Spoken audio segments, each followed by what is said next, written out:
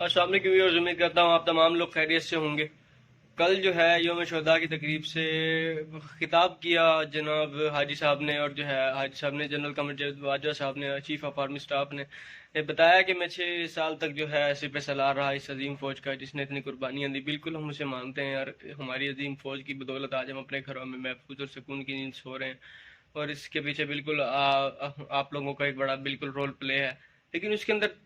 اور چیزوں کو بھی بالکل ماننا چاہیے کہ جیسے حاجی صاحب نے کل واضح طور پہ ڈھکے چھپے الفاظ کے اندر ایک تسلیم کیا کہ ہم نے فروری کے اندر فیصلہ کیا پچھلے سال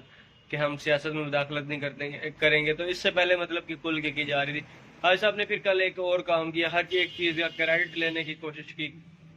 مطلب کہ صرف پاکستان بننے کا کریڈٹ نہیں لیا کل حاجی صاحب نے، بقایا سارا کریڈٹ خود لیا۔ اور جس طرح سے کیا گیا کہ مطلب کہ میں نے باہر سے بیرون ملک سے لون بھی میں نے دلوائے، اور جو ہے یہ ساری چیزیں میں خود کراتا تھا، گیس کے معاہدے بھی، ایگریمنٹ بھی میں کراتا، ایف پی ٹی ایف سے بھی میں نے نکلوایا، وائٹ لسٹ بھی میں نے کرایا۔ تو انہوں نے ساری چیزیں کوئی بھی جو تھی مطلب کہ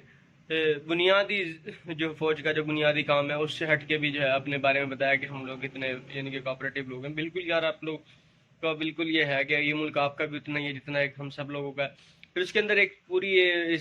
میں دیکھ رہا تھا اس پورے خطاب کے اندر ایک جماعت کو ٹارگٹ کیا گیا، تحریک انصاف کو، تو بار بار بتایا گیا کہ جو ہے ہم سیاست سے پیچھے ہٹ چکے ہیں، سارا کچھ ہو گیا۔ تو پھر میرا ایک چھوٹا سا سوال ہے، پھر یہ پرچے کون کرا رہا تھا؟ ارشد شریف کو باہر بھاگنے پر مجبور کس نے کیا تھا؟ پھر ہم یہ شہباز گل کو کس نے جو ہے مطلب کہ زد و کوب کیا، اور جو ہے یہ سارا کچھ کیا؟ پھر جو ہے وہ ہمارے سینیٹر صاحب اعظم سوادی صاحب کے ساتھ پھر یہ سب کس نے کیا؟ تو ہماری مؤدبانہ گزارش ہے، ہم نے کہا تھا کہ یار یہ 2 3 نام ہے میجر فیصل کا اور میجر جنرل فہیم کا، تو ان کے اوپر انویسٹیگیٹ کیوں نہیں کر رہے؟ تو ادارے کا مورال ان چیزوں سے ڈاؤن ہو رہا ہے نا، کہ پھر بتایا گیا کہ میر جعفر کہا گیا، میر صادق کہا گیا، اور ادارے کی ایک حد ہوتی ہے، ایسا نہیں۔ تو بھئی عوام کی بھی تو ایک حد ہے نا، تو اسے بھی تو سمجھے نا، ریڈ لائن آپ کراس کریں گے تو اس طرف سے بھی تو ہوگی نا۔ یہ ملک میں کوئی بھیڑ بکریاں تو نہیں رہ رہے۔ تو پھر اس کے بعد جو ہے مطلب کہ آگے ہے سب نے پوری تقریر کی جناب، بولا کہ یہ ہو گیا، ہمیں القابات سے نوازا کیا جناب، ہمیں جو ہے اس فوج کا مورال ڈاؤن کرنے کی کوشش کی گئی، اور جو ہے ایک جھوٹا بیانیہ بنایا گیا۔ تو جھوٹا بیانیہ جب بنایا گیا تو پھر اس کے اوپر تو آپ لوگوں کا این سی او سی کا اجلاس بلایا گیا تھا چیف آف آرمی سٹاف کی، اس کے اوپر آرمی کی ایک اسٹیمپ پہ موجود ہے جس کے اندر یہ تصدیق کی گئی تھی کہ امریکہ کی طرف سے بیرونی مداخلت کی گئی۔ تو آرمی بالکل اپنا اس ملک کا ہر ادارہ اپنے آئین کے اندر رہتے ہوئے کام کرے، تو کیا ضرورت پڑی تھی کہ شہباز شریف کو جو ہے وزیر اعظم لگانے کی؟ اس کے اوپر فرد جرم عائد کیوں نہیں کی گئی؟ تو پھر جو ہے سارے صحافیوں کو زدوں کو جو بھی بولتا ہے اسے کیوں پھر اس کے اوپر پرچے کرا کے، اسے کیوں عمران خان کے اوپر دہشت گردی کے پرچے کرا کے، اور یہ تمام لوگوں کے اوپر جو بھی محب وطن پاکستانی جو بھی ہلکے سے اپنے جذبات کے خیال کا اظہار کرتا ہے اس کے ساتھ پھر آپ یہ لوگ ایسا کرتے ہیں؟ تو پھر کس منہ سے جو ہے مطلب کہ ہم یہ چیز ایگری کریں اور اس چیز کو کہیں کہ یار یہ واقعی جو ہے یا آپ لوگ بالکل نیوٹرل ہو چکے ہو؟ تو بھائی نیوٹرل رہنے کا مطلب ہوتا ہے کہ آپ نے ایک لمٹ کراس نہیں کرنی، آپ نے پھر پراپرلی ایک نیوٹرل رہنا ہے۔ تو جناب والے ہماری پھر دوبارہ سے یہی گزارش ہے کہ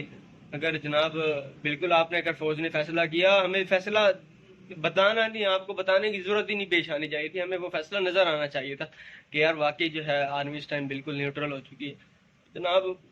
یہ ساری چیزیں میری تو جو ہے مطلب کہ کل جیسے ہم نے یہ پریس کانفرنس کی، پھر یہاں پہ آزادی رائے کا بھی کسی کو حق نہیں ہے بولنے کا بھی، کہ اگر ہم کوئی بولتا ہے کوئی ہلکا سا بھی کسی کو، تو جناب وہ ویگو ڈالے کالے حرکت کے اندر آ جاتے ہیں، اور پھر قانون تو اس ملک میں حرکت میں نہیں آتا اتنی آرام سے جتنا جلدی ویگو ڈالے حرکت میں آ جاتے ہیں، جتنی جلدی ان کی عزت مجروح ہو جاتی ہے۔ پتہ نہیں، میرا خیال ہے کہ پاکستانیوں کی ہماری تو عزت کوئی چیز ہے ہی نہیں۔ ہماری عزت جو ہے وہ نوش یہ ادھر ایسے سمجھ لو کہ چوکوں میں لٹکی ہوئی ہے کہ ہر آتے جاتے کوئی اجازت ہے چھتر مار کے چلا جائے۔ تو ان کی عزت جو ہے وہ عزت ہے، ہماری عزت وہ کوئی عزت نہیں ہے، ہماری عزت نفس نہیں ہے۔ تو یار یہ لوگ ننگا کر کر کے آپ لوگ مارتے رہے ہو، کسے نہیں پتا ان تمام چیزوں کا؟ تو یہ ساری چیزیں جو جب سے ملک بنا آپ لوگوں نے جو کیا اس ملک کے ساتھ وہ کسے نہیں پتا؟ قائدم سے شروع ہو جاؤ، ان کی گاڑی کے جو ہے ٹائر پنچر کیے گئے تھے، ان کو ہسپتال تک لے کے نہیں جایا گیا تھا، اس کے بعد جو ہے آپ نے لیاقت علی خان کو گولی ماری، اس کے بعد آپ نے بھٹو کو قتل پھانسی دی، اس کے بعد آپ نے بینظیر کو قتل شہید کیا، اس کے بعد جنرل ضیاء الحق کا طیارہ تباہ ہوا۔ آپ نے کس حکمران کو چھوڑا یار؟ رہنے دو۔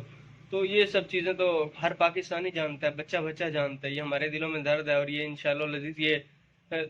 ظلم کی رات کالی ضرور ہوتی ہے لیکن وہ اتنی نہیں ہوتی کہ